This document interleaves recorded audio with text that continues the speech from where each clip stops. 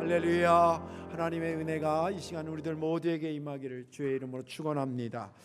오늘 말씀의 제목 한번 따라 하실까요? 믿음 생활은 하나님의 방법으로 하는 것입니다. 아멘. 설교 듣기 전에 한번 생각해 보세요. 믿음 생활은 내 방법대로 생각하는 게 나을까, 아니면 하나님의 방법으로 하는 게 나을까 한번 생각해 보십시오. 질문은 간단하지만 답은 쉽지 않을 것입니다. 믿음 생활은 내 생각대로 하는 게 나은가, 하나님의 방법대로 하는 게 나은가.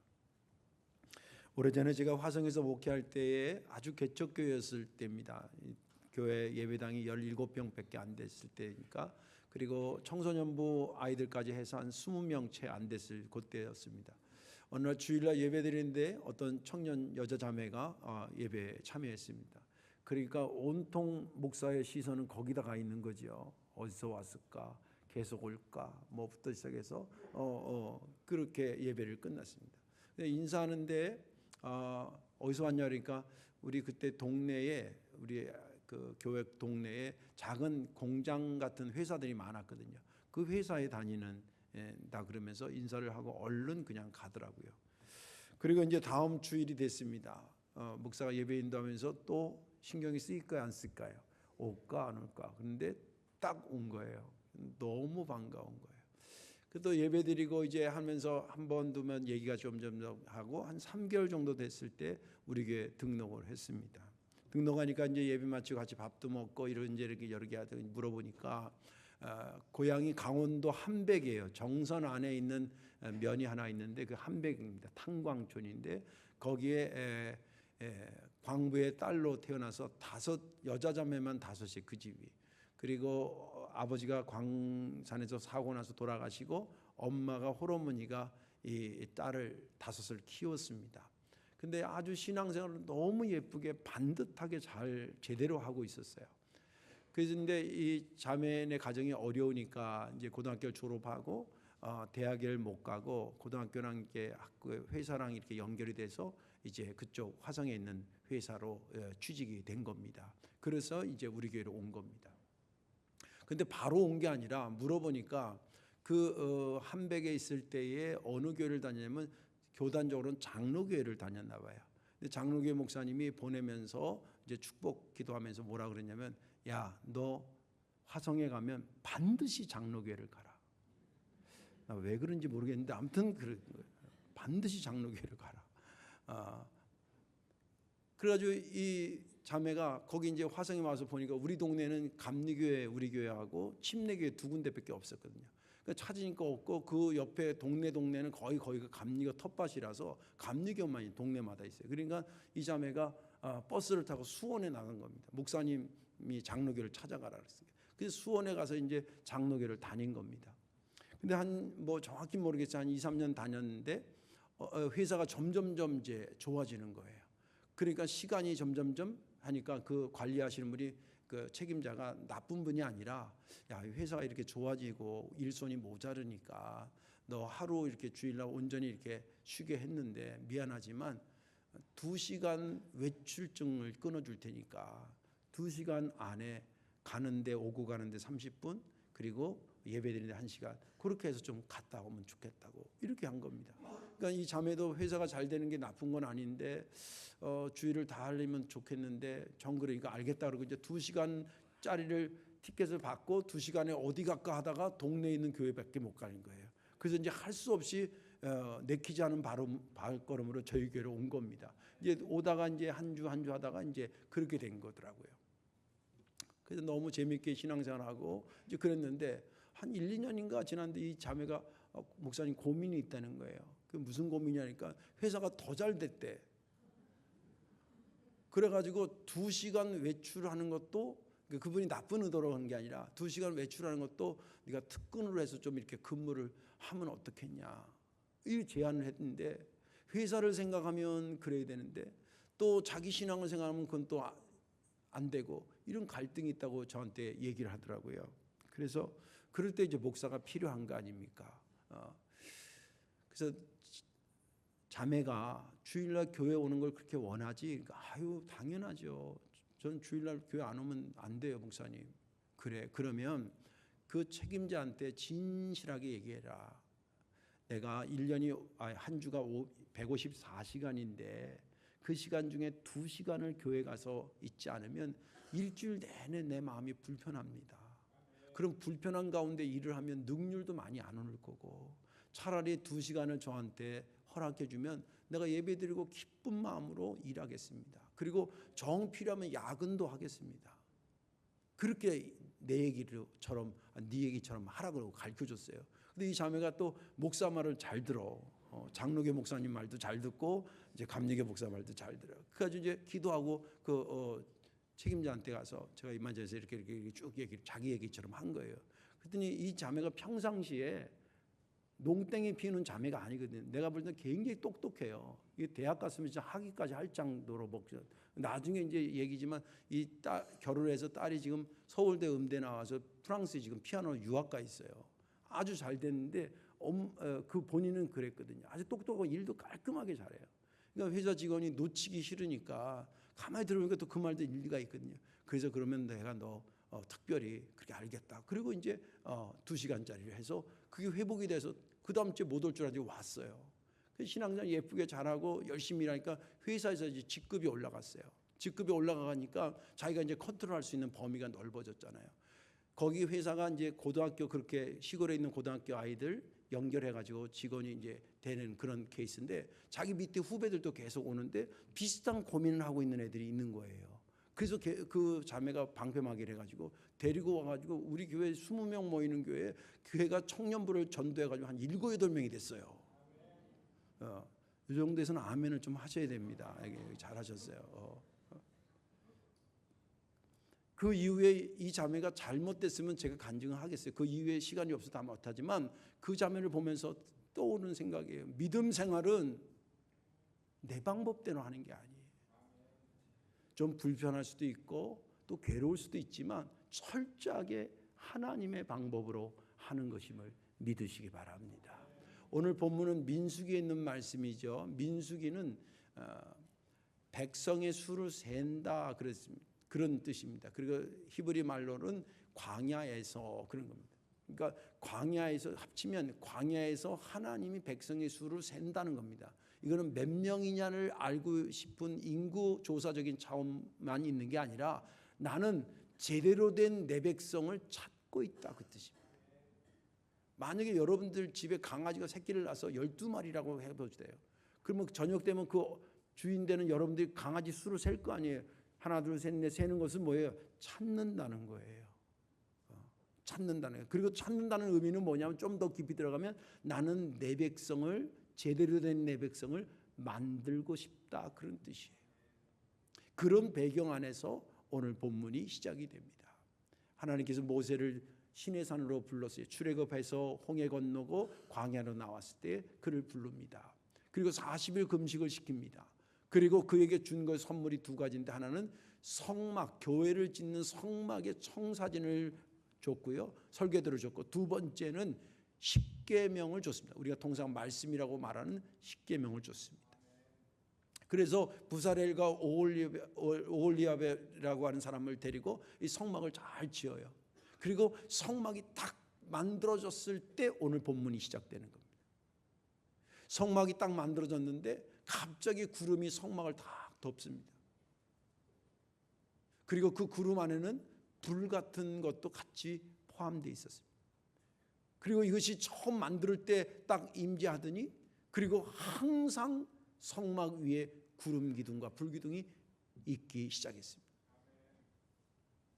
이것은 여러 가지 의미가 있는데, 첫째는 내가 너와 함께 한다라고 하는 하나님의 임재를 상징하는 것이었고, 그래서 이제 구름 기둥과 불 기둥을 신약 시대로는 성령의 인도하심으로 이해했다고, 지금 여기도 성령의 구름 기둥과 불 기둥이 지금 임재하고 있는 줄로 믿으시기 바랍니다. 예전 그런 겁니다.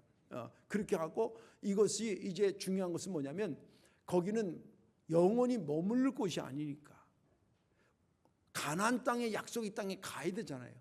근데 가야 되는데 우리가 그냥 아무거나 가면 되는 게 아니라 하나님께서 가라 그러면 가고, 하나님이 멈추라 그러면 멈추고, 여기 진을 치라 그러면 진을 치고, 또 행군하자면 행군하고, 이런 것을 알려주는 상징이 되는 게 구름 기둥과 불 기둥이었습니다.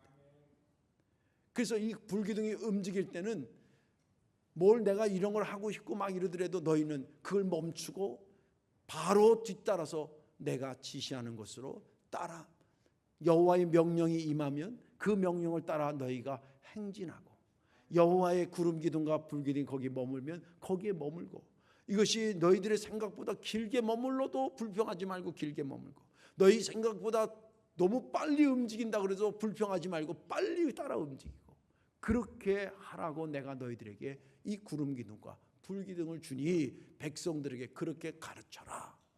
그러면서 맨 마지막에 뭐라고 그러냐면, 여호와의 명령을 따라서 그들이 진을 치고 여호와의 명령을 따라 그들이 행진하고, 모세를 통해서 여호와께서 명령하신 것을 그들이 따라 자신들의 직임을 지켜 나가더라 라고 하는 것이 본문의 마지막입니다. 저는 지난 주간에 이 본문을 읽으면서 특별히 23절 말씀이 은혜가 됐습니다. 곧 그들이 여호와의 명령을 따라 진을 치며 여호와의 명령을 따라 행진하고 또 모세를 통하여 이루신 여호와의 명령을 따라 여호와의 직임을 지켰더라. 이 말씀이 은혜되는 것은 그렇구나, 광야에서 구름 기둥과 불 기둥을 따라가는 게 뭐냐, 그게 믿음 생활이지. 믿음 생활은 대신 내 마음대로 가는 게 아니라 하나님의 구름 기둥과 불 기둥이 인도하는 대로 하나님의 방법대로 따라가는 거구나 라고 하는 것을 새삼 은혜로 느껴서 오늘 이 말씀을 함께 나누고자 하는 것입니다.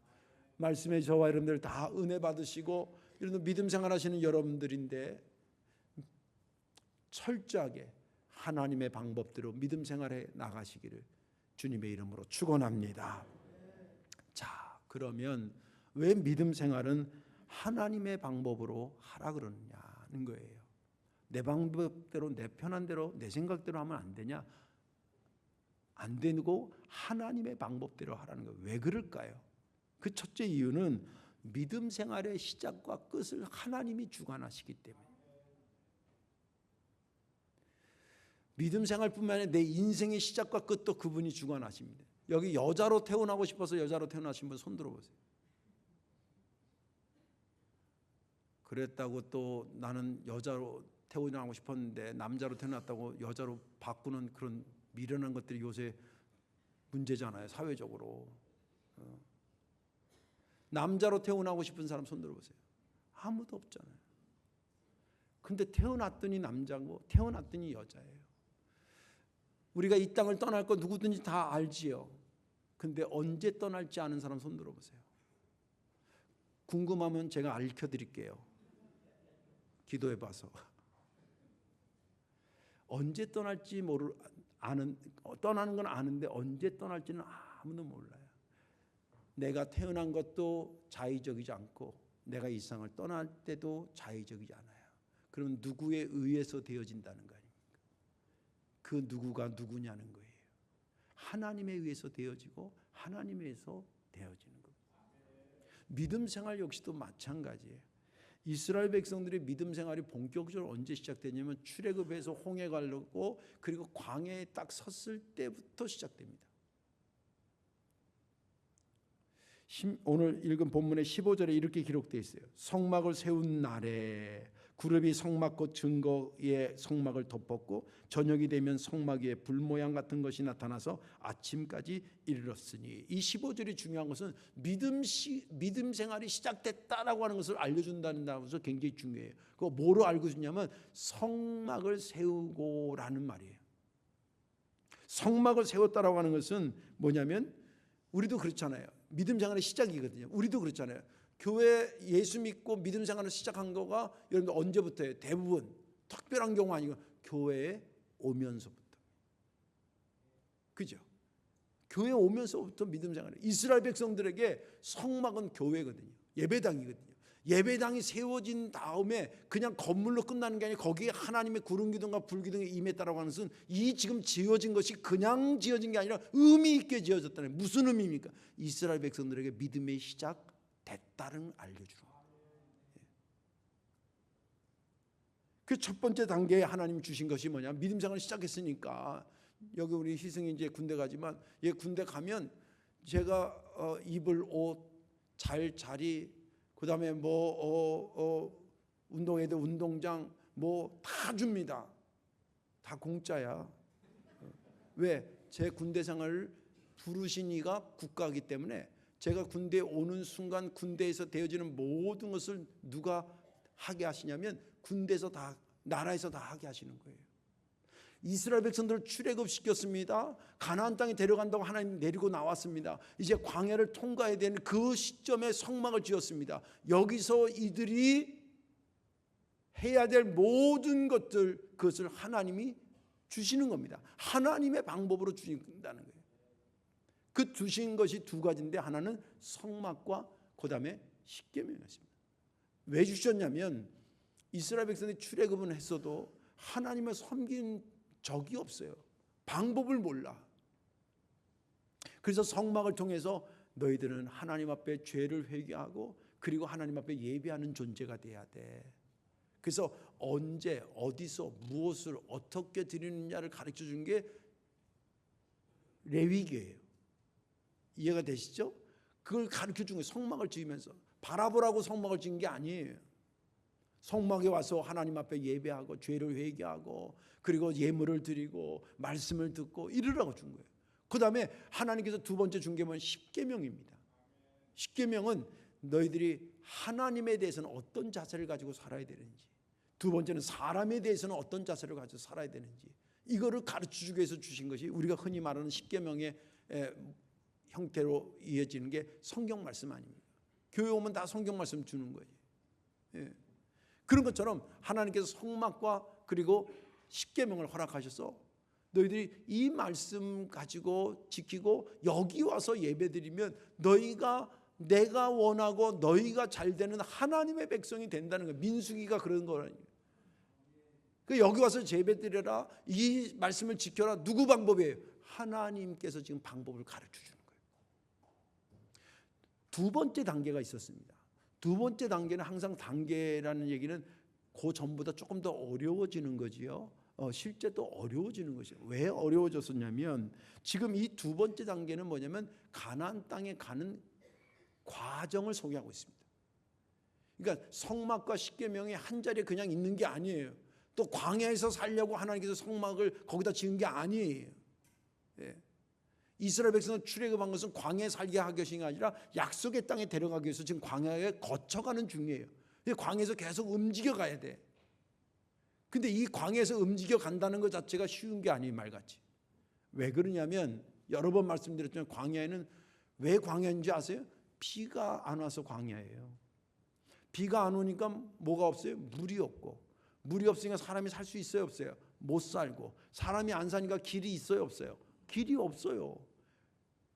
그런데 그 광야가 저쪽에 있고 나하고 상관이 없으면 상관이 없는데 이 지금 내가 광야에 나와 있어요. 이 광야를 벗어나서 약속의 땅에까지 가야 돼. 근데 여기는 비가 안 와서 물이 없고, 물이 없어 사람이 안 살고, 사람이 안 사니까 길이 없는 곳을 가야 돼. 이게 이제 어려운 거예요. 근데 인생도요, 어떻게 보면 광야예요. 광야 시대를 사는 거예요. 여러분들에게 분명히 내일 아침에 눈 떠가지고 일을 하러 가셔야지요. 그런데 내일에 대해서 정확히 아는 사람이 누가 있어요? 그래서 어떤 작가가 말하기를 인생은 각본 없는 드라마라는 거예요. 대부분의 드라마는 각본이 다 시나리오가 있잖아요. 근데 인생은 이렇게 해야 되겠다 그러는데 이렇게 되어지질 않아. 될 때도 물론 있지만, 그래서 언제 어떤 변수가 태어날지 모른다는 거예요. 이스라엘 백성들이 그랬습니다. 분명히 이 광야를 거쳐가야 되는데 이 광야를 거쳐가야 되는데 어떻게 거쳐가야 될지 몰라요. 그런데 여기서 중요한 게 있습니다. 그런 이스라엘이 고민하는 그 고민을 하나님이 알고 계셨을까요? 모르고 계실까요? 우리가 분명히 내일을 향해 가긴 가야 되는데 내일 어떤 일이 벌어질지 장담하지 못하는 그런 인생의 연약함을, 이런 고민을 하나님이 아실까요? 모르실까요? 저는 알고 있다고 믿어요. 또 성경은 그렇게 말해주고 있어요. 오늘 본문에서도 그렇게 말해주고 있어요. 알고 있다는 표현이 뭐였냐면 그래서 내가 너희들에게 구름 기둥과 풀 기둥을 주는 거야.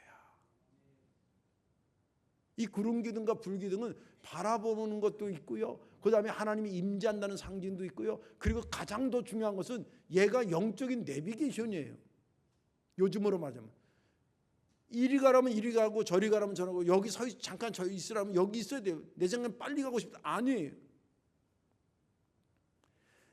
그런 의미에서 본다면 광야에 선 이스라엘 백성들에게 구름 기둥과 불 기둥은 전적으로 은혜의 작품이에요. 은혜의 선물이에요. 믿음 되시기 바랍니다. 여러분들 생애에 성도교회가 있고 말씀이 있고 여러분들에게 말씀 증거하는 목사가 있다는 거 행복한 줄 아세요? 한 세 사람이 아멘을 안 하는 것 같은데, 저는 저한테 묻습니다. 야, 네한테 성도교회 있고 저 장로님이 계시고 권사님이 계신 거 행복한 줄 알아? 저는 진짜 목이 터지게 아멘합니다.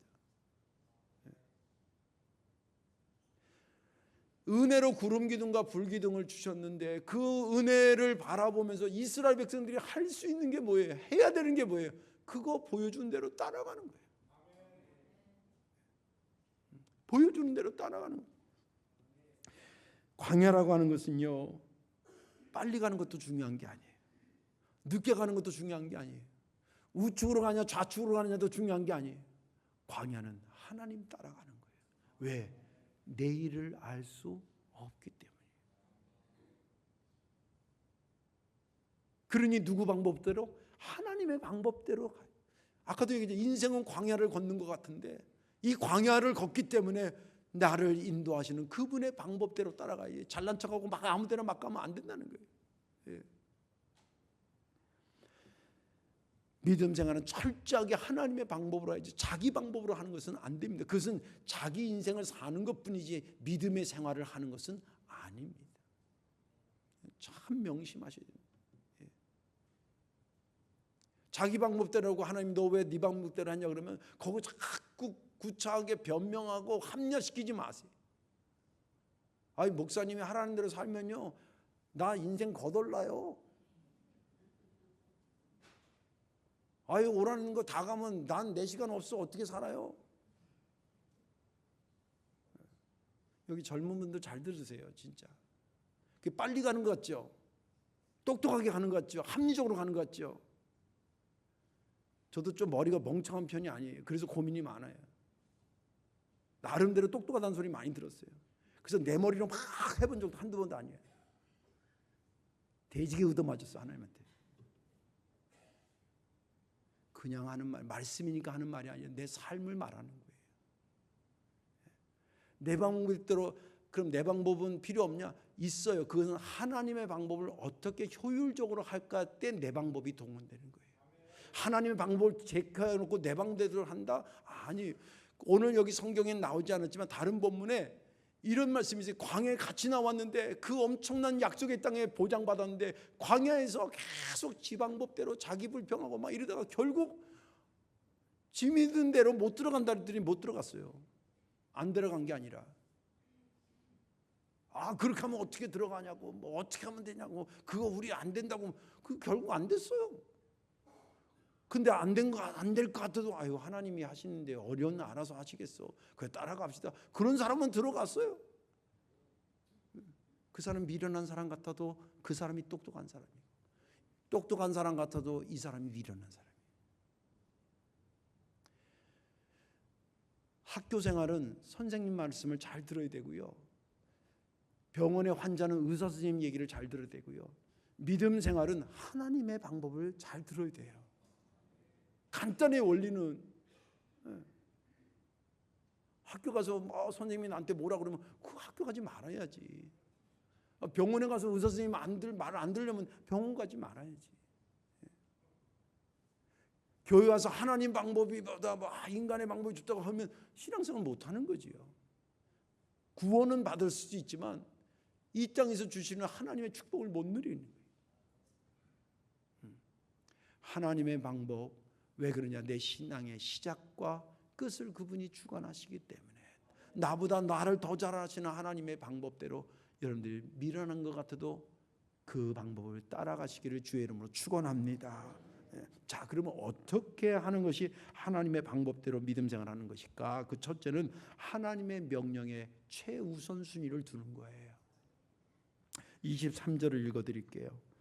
곧 그들이 여호와의 명령을 따라 진을 치며 여호와의 명령을 따라 행진하고 또 모세를 통하여 이르신 여호와의 명령을 따라 여호와의 직임을 지켰더라. 여기 하나님 방법대로 산다라고 하는 것을 뭐로 표현하고 있냐면 여호와의 명령을 따라. 다시 말해서 여호와의 명령을 따라가는 거 그것이 하나님의 방법대로 사는 거라는 거예요. 그래서 오늘 본문 전체에 길지 않은 본문에 여호와의 명령을 따라라는 말이 8번 나와요. 그리고 그것을 따라서 행진했다는 말이 9번 나와요.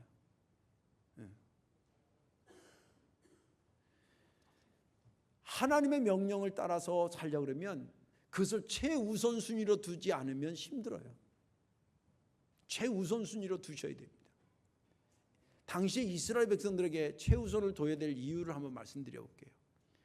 지금 이스라엘 백성들을 가장 사랑하는 사람이 누구예요? 모세예요? 하나님이에요? 하나님이에요. 실제 이스라엘 백성들을 거기서 구출해 내신 분이 하나님이에요? 모세예요? 하나님이에요. 그들이 광야로 나왔을 때 먹을 것을 먹여주시고 만나를 내려주시고 했던, 그리고 메추라기를 보내줬던 그분이 누구냐면 하나님이에요. 그들에게 약속의 땅에 들어간다고 마침내 들어간, 최종적으로 들여보낸 사람이 누구예요? 데려간 사람이 누구예요? 하나님이에요. 그러면 누가 가장 하나님을, 이스라엘 백성을 사랑하고 아끼는 거예요? 하나님이에요. 그러면 당연히 어떻게 되냐면 그분을 우선시해야 되는 거예요. 하나님의 명령을 우선시하라는 것은 곧 하나님을 우선시하라는 거예요. 하나님이 그렇게 돕고 있고 하나님이 그렇게 돌보시고 있고 하나님이 그렇게 사랑하시고 하나님이 그 목적 자체가 나를 위한 것인데, 여러분들 생각해 보세요. 성경 볼 때 이런 관점을 여러분 많이 하셔야 됩니다. 가나안 땅에 들어가야 되는데 하나님이 가나안 땅에 안 들어가면 하나님이 아닙니까? 하나님 광야에 있으면 하나님이 아닙니까? 하나님은 광야에 있으나 가나안 땅에 들어가나 안 들어가나 아무 소용없어요. 가나안 땅에 들어가야 된다는 얘기는 우리 위해서 하시는 거예요. 요즘으로 말하면 우리가 예수 믿고 주님 나라 가는 거예요. 주님 나라, 이미 주님은 그곳에 계셔요. 주님 나라 들어가는 거 강조하시는 것은 다 우리 위해서 하시는 거예요. 그분이 하시는 말씀인데 그분을 최우선으로 해야 되는 거 아니겠어요? 한번 상식적으로 생각해 보세요. 두 번째는 그 명령을 듣고 거기서 끝나는 게 아니라 그 명령을 실행하는 거예요. 이게 하나님 방법대로 사는 방법이에요. 23절을 다시 읽어드릴게요. 곧 그들이 여호와의 명령을 따라 진을 치며 여호와의 명령을 따라 행진하고 또 모세를 통하여 이루신 여호와의 명령을 따라 여호와의 직임을 지켰더라. 여기 보면 듣고 끝내라는 게 아니라 듣고, 명령이라는 말 자체가 행동을 요구하는 것을 의미를 담고 하는, 가세요 그럴 때는 내 발로 걸어가라는 것을, 실행하라는 것을 암시하면서 가라고 얘기를 하는 거예요. 그렇죠? 명령을 따라라는 것은 그 명령에 순종하며 하라라고 하는 것을, 행동을, 실행을 전제하고 하시는 말씀이라는 거지.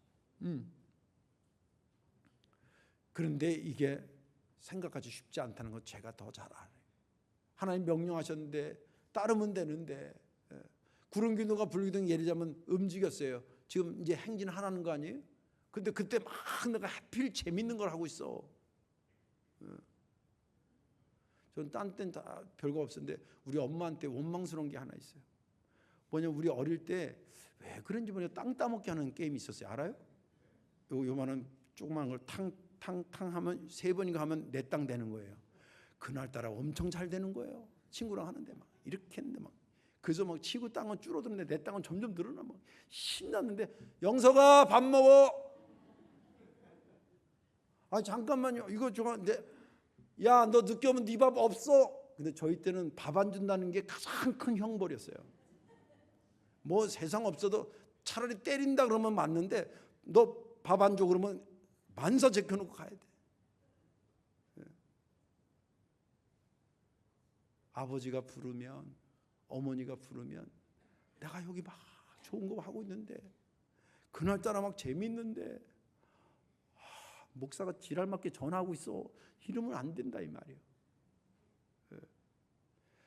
하나님이 내게 부르시면 여지 없어요. 누구든지 가야 돼요. 누구든지 움직여야 돼요. 실행해야 돼요. 이게 하나님의 방법대로 사는 거예요. 나름대로 이유도 있고 나름대로 다 말할 수 있는 그런 근거가 다 있어도 그럼에도 불구하고 그런 겁니다. 제가 무식해서 하는 말이 아니라 성경이 우리에게 하는 말을 여러분들에게 전하는 것입니다. 이거 반드시 귀담아 들으셔야 됩니다. 이제 말씀을 정리하겠습니다. 신명기 8장 2절에 3절에 이런 말씀이 있습니다. 내 하나님 여호와께서 이 40년 동안에 내게 광야길을 걷게 하신 것을 기억하라. 이는 너를 낮추시며 너를 시험하사 내 마음이 어떠하든지 그 명령을 지키는지 지키지 않는지 알려 하심이라. 너를 낮추시며 너를 줄이게 하시며 또 너도 알지 못하면 내 조상들도 알지 못하던 만나를 내게 먹이신 것은 사람이 떡으로만 사는 것이 아니요 여호와의 입에서 나오는 모든 말씀으로 사는 것을 내가 알게 하려 하심이니라. 이 말은 아까 조금 전에 얘기했던 것, 내가 너희들에게 광야에서 너무 힘들고 막 내 마음대로 안 되고 왜 하나님 마음대로 해 막 이러면서 훈련시켰던 하나님의 속마음을 말해주는 거예요. 내가 너희들을 왜 그렇게 훈련시킨 줄 아니? 나는 내 백성, 제대로 된 내 백성, 세상에 가서도 손가락질 당하지 않고 반듯한 내 백성을 만들고 싶었던 거예요. 그래서 내가 너를 겸손한 자로 만들고 싶어요. 자기를 좀 낮출 줄 아는 자로 만들고 있어요. 뭐 좀 잘 되다가 거들먹거리고 그런 하나님의 백성이 아니라 잘 될수록 아유 주의 은혜지요 라고 말하는 겸손한 자를 만들고 싶었다. 이 땅에 살려면 돈도 있어야 되고 먹고 살아야지, 그 먹는 게 최고지 라고 하는 말에 아니야, 하나님의 말씀으로 사는 거야 라고 하는 성숙한 너를 만들기 위해서 내가 너를 40년 동안 광야에서 그랬던 거예요. 오늘도 주님은 우리를 향해서 그 마음이 변치 않습니다. 그래서 때로는 내 마음대로 안 되게도 하시고 심지어는 실패도 경험하게 하십니다. 그래서 철저하게 하나님 앞에서 낮아지고 사람 앞에 겸손하고 세상 것이 최고라고 생각하지 않고 하나님의 은혜로 사는 것임을 고백하며 사는 반듯한 하나님의 백성을 만들고 싶어 하시고 그 백성을 찾고 계시는 것입니다. 다소 힘들고 무리가 있다 하더라도 또 어찌 보면 그것을 다 실행할 수 없다 하더라도 우리의 방향은 믿음 생활은 하나님의 방법으로 하는 거지 라는 그 목적과 방향을 향해서 오늘도 걸어가시기를 주님의 이름으로 축원합니다. 기도하겠습니다. 사랑과 은혜가 많으신 하나님, 은혜를 감사합니다. 저희들 어떻게 믿음 생활해야 되는지를 교회를 통해서 또 말씀을 통해서 가르쳐 주시고 모세를 통해 말하는 것처럼 믿음의 선조들을 통해서 말씀하셔서 인도하시는 하나님, 감사와 영광을 돌리옵나이다. 요즘은 많은 사람이 똑똑해서 자기의 생각으로 자기 방법대로 믿음 생활까지도 하려고 하는 성향들이 짙어지는 시대인데 주님, 오늘 말씀이 그것을 다시 평탄하게 하는 말씀이 되게 하여 주옵소서. 예수님의 이름으로 기도하옵나이다. 아멘.